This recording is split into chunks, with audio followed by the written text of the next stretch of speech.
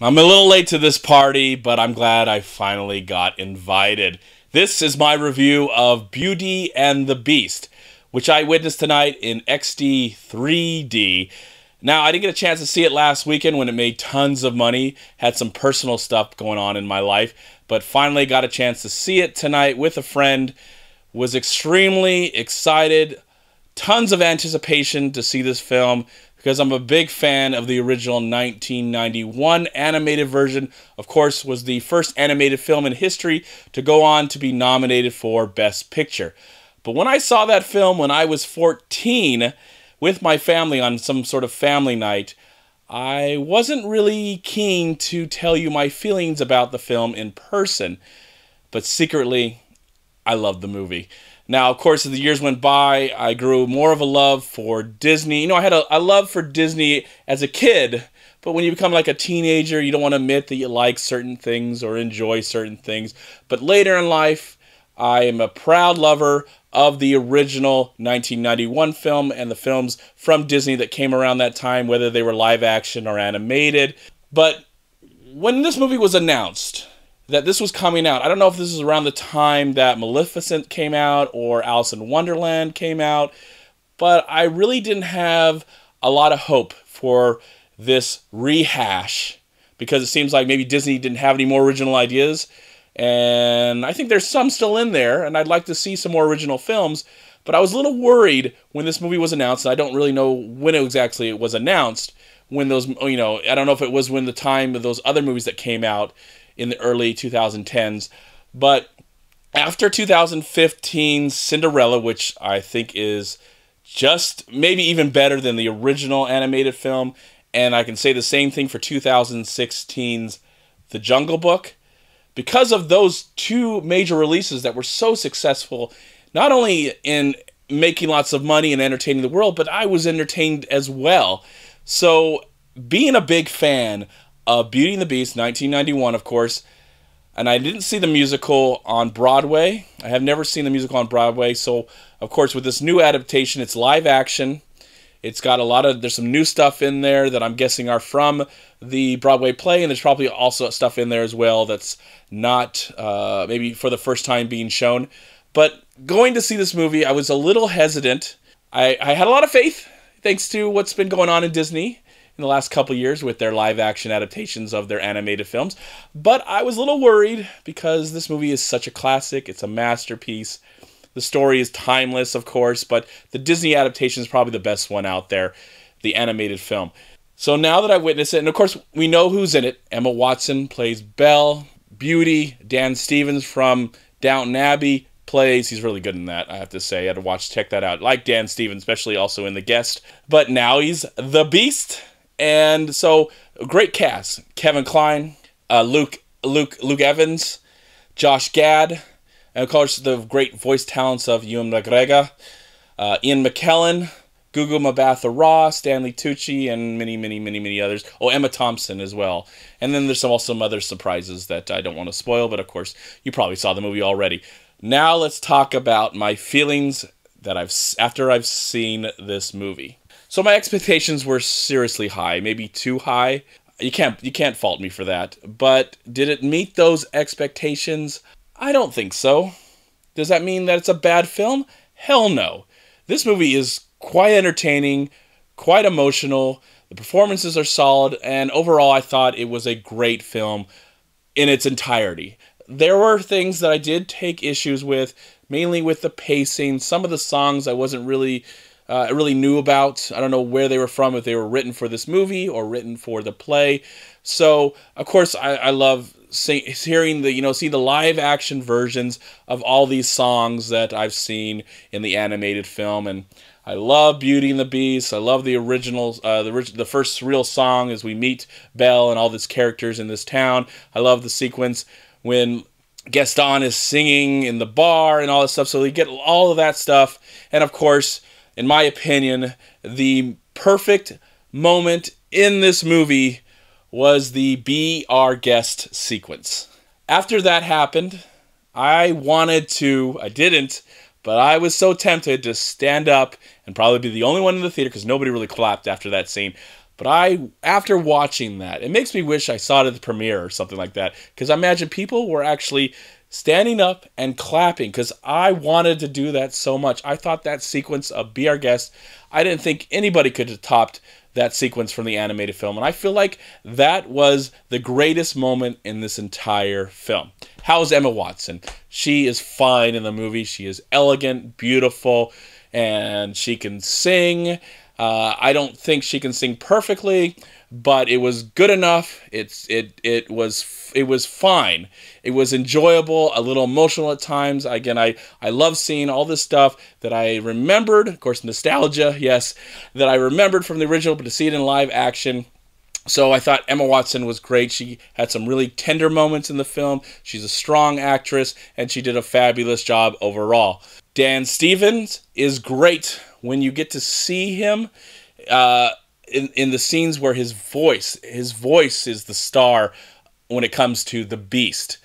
There are moments when the Beast may be walking in the light that I wasn't that convinced about, but when the Beast is in the dark and he's menacing, he's fighting wolves or fighting himself or whatever, that stuff was quite scary. And if I saw that as a kid, I'd be scared. I remember, I think I was probably scared when I saw it as a young kid, especially the Beast stuff. So I thought all that was handled quite well, and I loved the way Dan Stevens talked in this movie. He was great as he talked in this film. And there's a nice moment that he has a chance to sing, and I didn't think he did a fine job, even though I felt no connection to that song whatsoever, because it's new to me. I don't know if it'll grow on me in the future. Luke Evans and Josh Gad have great chemistry. I thought Josh Gad was funny in the film. I thought Luke Evans was a jerk, and wonderfully a jerk in this movie, and I felt that their chemistry was great as well. Overall, I would say that there's a lot of wonderful performances in the film, but there are times where the film kind of drags with those performances. They kind of go on a little bit too long, but overall, they were good. I enjoyed them. I liked all the animated characters, Chip and Mrs. Potts and the candle and all that stuff, especially when it's the amazing Be Our Guest performance. The Beauty and the Beast sequence is just as great as the original sequence from the film. I really enjoyed all that, and their dancing and stuff like that. It was sweet. And I liked a lot of the surprises in the film, and there was some stuff I didn't really like that I'm not going to spoil in this review. There's some, extra stuff that maybe didn't fit well. I think some of that stuff maybe dealt with the father. But then there's also some other nice surprises that dealt with Beauty and the Beast. And some moments that build some character development, especially between them. And also, I really liked, in the original animated film, we get to learn a little bit about the witch or whatever she's called that kind of ignites this whole plot. And I like that she's in the movie more. And I would like if she was in the movie even more than that. So overall, I thought this was a great, wonderful adaptation that I think the whole family can enjoy. The parents can enjoy because they can remember from their childhood. And then the kids who have probably seen the animated film at home can enjoy that, see all this stuff come to life in this wonderful animation. And Disney, damn you, Disney, damn you, damn you, damn you. You have just amazed me once again with you taking things that people already love, of course, and have a fondness for with the animated films, and you've elevated them, maybe not perfectly with Beauty and the Beast, but you've made a great companion piece to this, to the original material. And something that I think can be enjoyed side by side. Though, for me, I think I would love to own this film and watch it within the next maybe 5 to 10 years. But I honestly would rather just watch the original 91 film, because I think that movie is a classic. It's a masterpiece of animation, storytelling, music, visuals, and all that great stuff. It's one of the best. And I'm glad that this movie may not be perfect, but it does love and respect the material. The filmmakers did a great job. Everything around technically should be nominated for many, many things. And I think it also was a nice little love letter to the original lyrics done by Howard Ashman. And of course, Alan Menken and Tim Rice are here. I think Tim Rice contributed to the Broadway play. So a lot of new stuff that I think fans both of the play and the animated film will enjoy, and I think people like myself who are just known to the animated film will enjoy the moments that they're like, okay, I can't wait to see what that's going to look like, and I can't wait to see what that's going to look like. And overall, I was pretty much satisfied. Not perfectly, but I was entertained.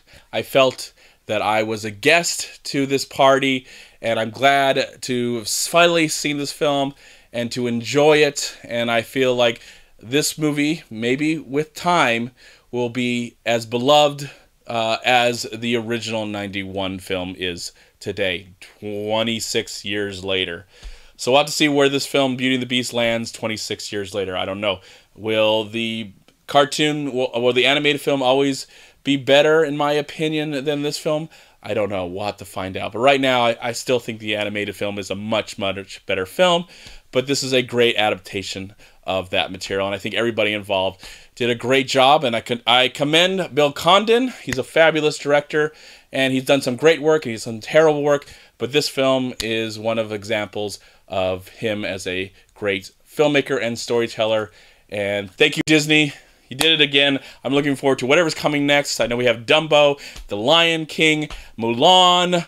I think we're going back to Mary Poppins soon. I would love to see The Black Cauldron.